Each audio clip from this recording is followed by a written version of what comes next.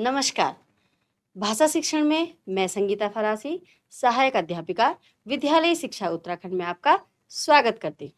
आज भाषा शिक्षण के अंतर्गत हम हिंदी की पाठ्यपुस्तक सारंगी कक्षा 2 के चीटा कविता पाठ 6 पर चर्चा करेंगे। हमारे चर्चा के बिंदु हैं, सर्वप्रथम कविता का सस्वर वाचन करेंगे। कविता का सस्वर वाचन करने के पश्चात जो इसमें कठिन शब्द आए होंगे, कठिन शब्दों का अर्थ जानेंगे, कविता का भावार्थ समझेंगे एवं कविता का सारांश समझेंगे।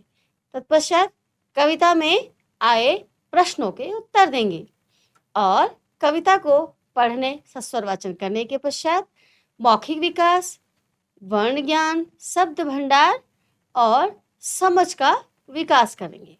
तो चलिए सर्वप्रथम कविता का सस्वर वाचन करते हैं। कविता का नाम है चीटा। चीटा चीटा दूध लाकर दही जमा। चीटा चीटा दूध लाकर दही जमा। बढ़िया बढ़िया दही जमा, खट्टा मीठा दही जमा। चीटा चीटा गन्ना लाकर शक्कर बना। गन्ना कैसा होता है? मीठा। और शक्कर कैसी होती है? मीठी। चीटी भूखी आएगी, झटपट वो खा जाएगी।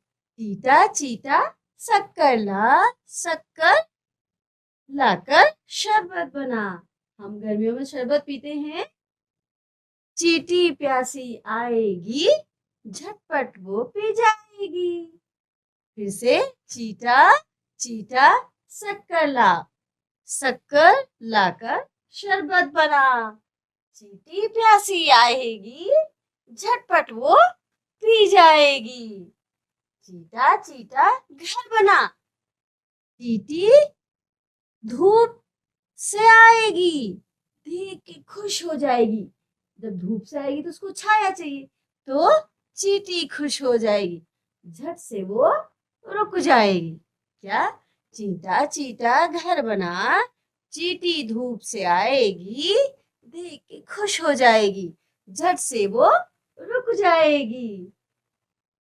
चीटी चीटा चीटा बाजार जा। शक्कर ला, चावल ला, रोटी ला, पानी ला, झटपट जा झटपट आ। चीटा चीटा बाजार जा, शक्कर ला, चावल ला, रोटी ला, पानी ला, झटपट जा झटपट आ। तो ये कविता चीटी जब घर आएगी, चीटी जब घर आएगी, देख के खुश हो जाएगी, तेरे ही गुण गाएगी। किसके गुण? चीटा के। कौन गाएगी? चीटी। चीटी जब घर आएगी, देख के खुश हो जाएगी, तेरे ही गुण गाएगी, तेरे ही गुण गाएगी। अब हमने कविता सस्वर वाचन में पढ़ी। अब हम क्या करेंगे? कविता में कुछ कठिन शब्द आए हैं। जब हम किसी चीज को पढ़ते हैं और किसी चीज का हमें अर्थ नहीं आता है, तो उसके बाद हम उसके उन कठिन शब्दों का अर्थ जानते हैं। तो जैसे पहला शब्द है जमा। तो जमा का अर्थ होता है इकट्ठा करना। जमा देना, किसी चीज को इकट्ठा कर देना। और अपनी आंचलिक बोली में, अपनी गढ़वाली भाषा या हमारे जो अंचल में बोली जाती है, उस भाषा में उसको कहते हैं जमौन। जैसे हम कहते हैं ना, दे जमौन, ऐसी जमौन। और फिर है बढ़िया बढ़िया, अच्छा अच्छा, बढ़िया बढ़िया, अच्छा अच्छा। कोई काम हम जब करते हैं तो मैम भी हमें बोलती है, क्या बोलती है मैम? बच्चों को क्या बोलती है? बहुत अच्छा, अच्छा अच्छा किया आपने। तो गढ़वाली में उसे कहते हैं अच्छू अच्छू। शक्कर चीनी। और अपनी आंचलिक भाषा में उसे कहते हैं चिन्नी। झटपट माने जल्दी। और आंचलिक भाषा में सरासर, झटपट सरासर कर। प्यास कब लगती है? जब हमें पानी पीने की बहुत इच्छा होती है, तो प्यास लगना पानी पीने की इच्छा। और गढ़वाली आंचलिक भाषा में कहते हैं 30 लगान। गुण, गुण अच्छाई, उसमें बहुत गुण है। जैसे कहा कविता में, तेरे ही गुण गाएगी, तो अच्छाई विशेषता। और गढ़वाली में कहते हैं भारी गुणी चुत, तो गुण गुणी। अब आगे कविता का भावार्थ। ये कविता क्या कहना चाह रही है, इसको समझते हैं। प्रस्तुत कविता चीटा कवि एकलव्य जी द्वारा रचित है। ये कविता किसने लिखी है? एकलव्य जी ने। इस कविता में कवि ने चीटा को बहुत से कामों को करते दिखाया है। कितना काम कर रही है चीटी, आपने देखा, चीटा चीटा ये ला, पान दूध ला, शक्कर ला, बाजार ला, चावल ला। वह जो भी काम करता है उससे क्या होगा? शक्कर से क्या बनेगी? शरबत बनेगी। शक्कर से क्या होगा? चीनी बनेगी। क्या क्या बनेगा? और वह किस काम आता है? पहले बोला है ला, और फिर वो क्या काम आती है, मतलब अर्थात उसके गुण और अवगुण का कवि ने बहुत सुंदर ढंग से समझाने का प्रयास किया है। किस काम को कैसे करते हैं, किस काम को करने के बाद उसका क्या फायदा है और उससे क्या बनता है, ये कवि ने इस कविता में समझाया है। अब भावार्थ के बाद इस कविता को छोटे रूप में, उसका सारांश रूप में पढ़ते हैं। तो ये कविता किसने लिखी? एकलव्य जी ने। उसमें उन्होंने चीटा को बहुत सारे काम करते हुए दिखाया है। जैसे चीटा को दूध लाने के लिए कहा, चीटा चीटा दूध ला। और दूध से क्या बनता है? चीटा गन्ना लाकर उसका क्या करेगा? कवि कहते हैं चीटा शक्कर ला, और शक्कर से क्या करेगा? शरबत बनाएगा। इस तरह कवि ने चीटा के कार्यों के साथ साथ उसकी विशेषताओं का वर्णन भी किया है। कार्य तो बताए हैं, पर उन कार्यों से क्या होता है और क्या कर सकते हैं, वो किस काम आते हैं। चीनी किस काम आती है, दूध क्या काम आता है। दूध से उन्होंने क्या कहा, क्या बना? दही बना, दही जमा। तो वो दूध किस काम आता होगा? उससे दही जमाओ। आगे कुछ इसमें चित्रकारी या कुछ काम करने के लिए दिया है। क्या कहा है? कविता में चीटे को कुछ काम करने के लिए कहा गया है। वे क्या क्या काम करते हैं, चित्रों की सहायता से बताना है। और अगर चित्र आप बनाएंगे इसमें, और कुछ वाक्य भी लिखिए। जैसे कविता में चीटे के लिए क्या काम करने के लिए कहा है? चीटे को दूध लाना है। और अभी क्या बताया था? चीटे को, एक वाक्य हमने लिखा, चीटे को दूध लाना है। और क्या लाना था? चीटा चीटा शक्कर ला, एक शक्कर भी मंगाई थी।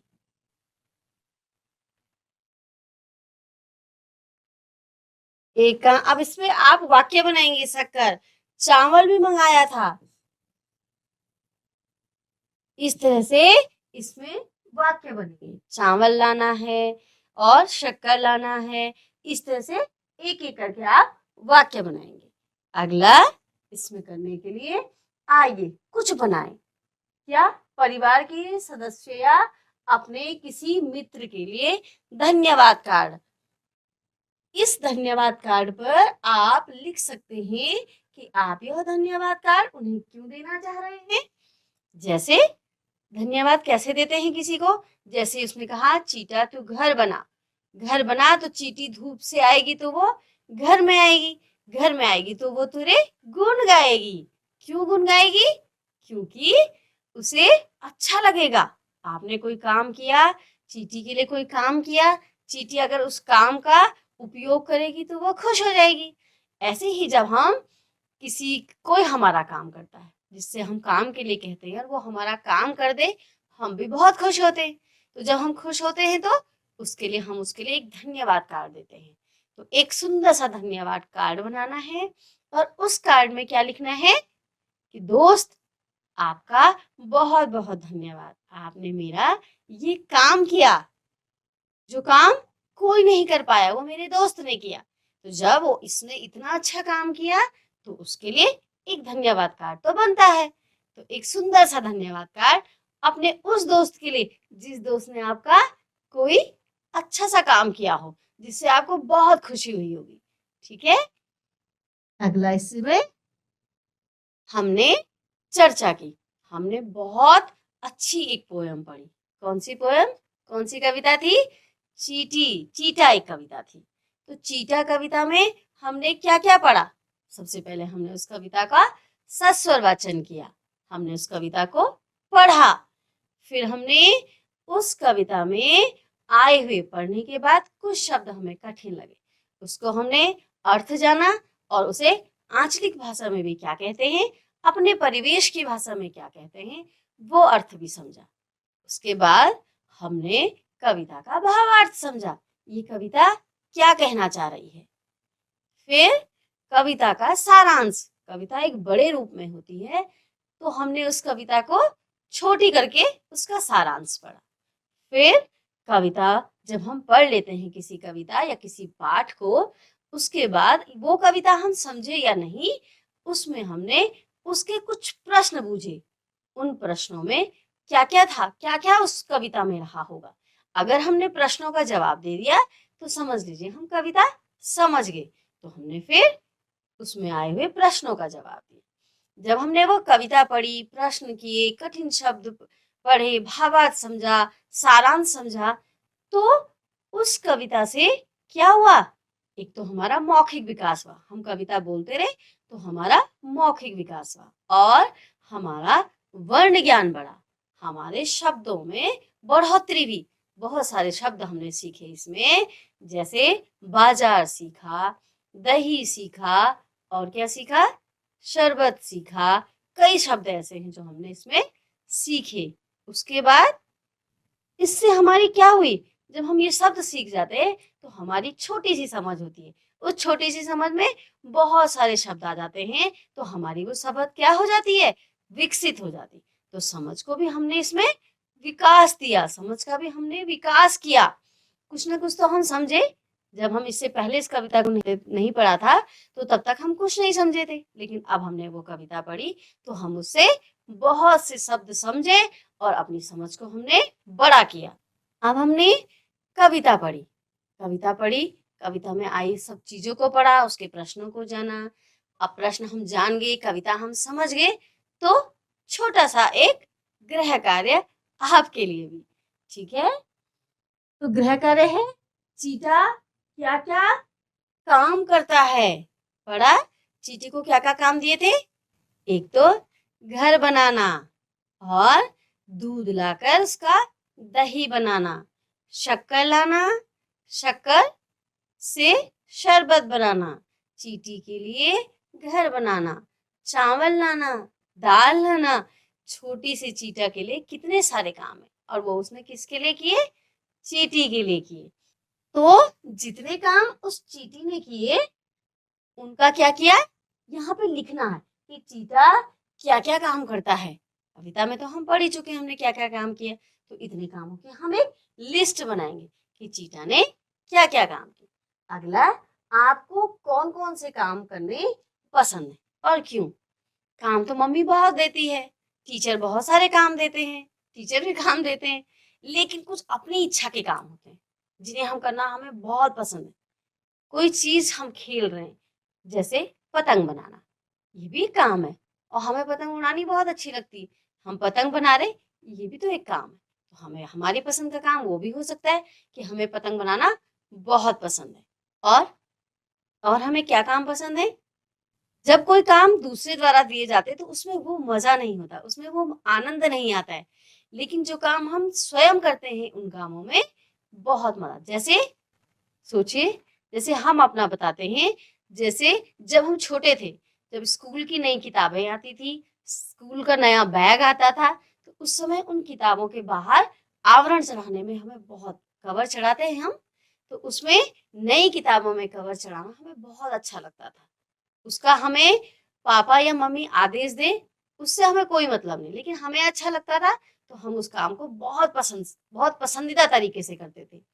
ऐसे ही आपके भी कुछ ना कुछ काम होंगे जो आपको बहुत पसंद आते हैं, तो ऐसे कामों की एक लिस्ट बनाते और ये भी बताना है, ये भी लिखना है कि वो काम हमें क्यों पसंद है, क्यों पसंद है हमें? माना हम कोई काम करते हैं और हम बहुत खुशी से उस काम को करते हैं, अपनी मर्जी से कर रहे हैं, तो उस काम करने के पीछे हमारी वजह क्या है?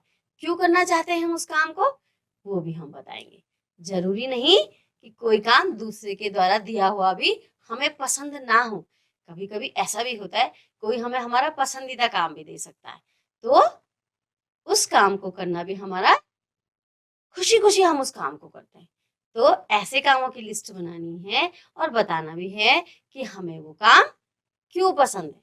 बहुत सारे काम हैं ऐसे तो जो हमें पसंद है, लेकिन कुछ ऐसे काम लिखिएगा जो हमें बहुत पसंद आते हैं, जिन्हें करने में हमें बहुत मजा आता है और हम उन कामों को क्यों करते हैं। आशा करती हूँ आज की जो पूरी चर्चाएं हमने की कविता चीटा कविता पर, वो आपको पूर्णतया समझ में आ गए होंगे।